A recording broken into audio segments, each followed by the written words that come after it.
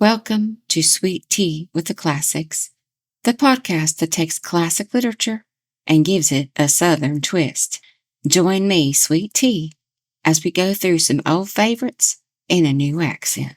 Love and Friendship by Jane Austen. Letter 7. Laura to Mary Ann. We remained but a few days after our marriage in the Vale of Usk, after taking an affecting farewell of my father, my mother, and my Isabel. I accompanied Edward to his aunt's in Middlesex. Philippa received us both with every expression of affectionate love.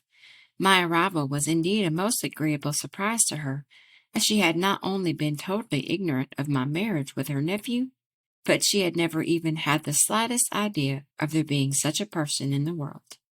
Augusta, the sister of Edward, was on a visit to her when we arrived.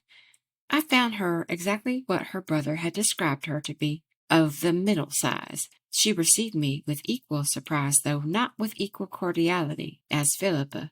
There was a disagreeable coldness and forbidding reserve in her reception of me, which was equally distressing and unexpected. None of that interesting sensibility or amiable sympathy in her manners and address to me when we first met, which should have distinguished our introduction to each other. Her language was neither warm nor affectionate. Her expressions of regard were neither animated nor cordial.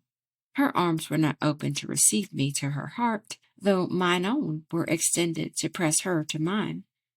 A short conversation between Augusta and her brother, which I accidentally overheard, increased my dislike to her, and convinced me that her heart was no more formed for the soft ties of love than for the endearing intercourse of friendship. "But do you think that my father will ever be reconciled to this imprudent connection?" said Augusta. "Augusta," said the noble youth, "I thought you had a better opinion of me than to imagine that I would so abjectly degrade myself as to consider my father's concurrence or concern to me. Tell me, Augusta, with sincerity, did you ever know me to consult his inclinations or follow his advice in the least trifling particular since the age of 15? "Edward," replied she, "you are surely too diffident in your own praise, since you were 15 only. My dear brother, since you were 5 years old. I entirely acquit you of ever having willingly contributed to the satisfaction of your father. But I am still not without apprehensions of your being shortly obliged to degrade yourself in your own eyes by seeking a support for your wife in the generosity of Sir Edward." "Never, never, Augusta, will I so demean myself," said Edward. "Support? What support will Laura want which she can receive from him?" "Oh, only those very insignificant ones of victuals and drink," answered she. "Victuals and drink," replied my husband, in a most nobly contemptuous manner. "Dost thou then imagine that there is no other support for an exalted mind, such as my Laura's, than the mean and indelicate employment of eating and drinking?" "None that I know of so efficacious," returned Augusta. "And did you never feel the pleasing pangs of love, Augusta?" replied my Edward. "Does it appear impossible to your vile and corrupted palate to exist on love?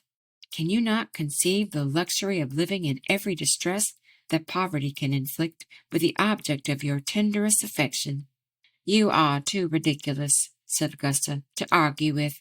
Perhaps, however, you may in time be convinced that—" Here I was prevented from hearing the remainder of her speech by the appearance of a very handsome young woman, who was ushered into the room at the door of which I had been listening. On hearing her announced by the name of Lady Dorothea, I instantly quitted my post and followed her into the parlour, for I well remembered that she was the lady proposed as a wife for my Edward by the cruel and unrelenting baronet. Although Lady Dorothea's visit was nominally to Philippa and Augusta, yet I have some reason to imagine that, acquainted with the marriage and arrival of Edward, to see me was a principal motive to it. I soon perceived that though lovely and elegant in her person, and though easy and polite in her address, she was of that inferior order of beings, with regard to delicate feeling, tender sentiments, and refined sensibility, of which Augusta was one. She stayed but half an hour, and neither in the course of her visit confided to me any of her secret thoughts, nor requested me to confide in her any of mine. You will easily imagine, therefore, my dear Marianne, that I could not feel any ardent affection or very sincere attachment for Lady Dorothea. Adieu, Laura. Thank you for spending time with us at Sweet Tea with the Classics. We hope you enjoyed your visit. Like, share, and subscribe for more. And remember, when life hands you lemons, slice them up and put them in your tea.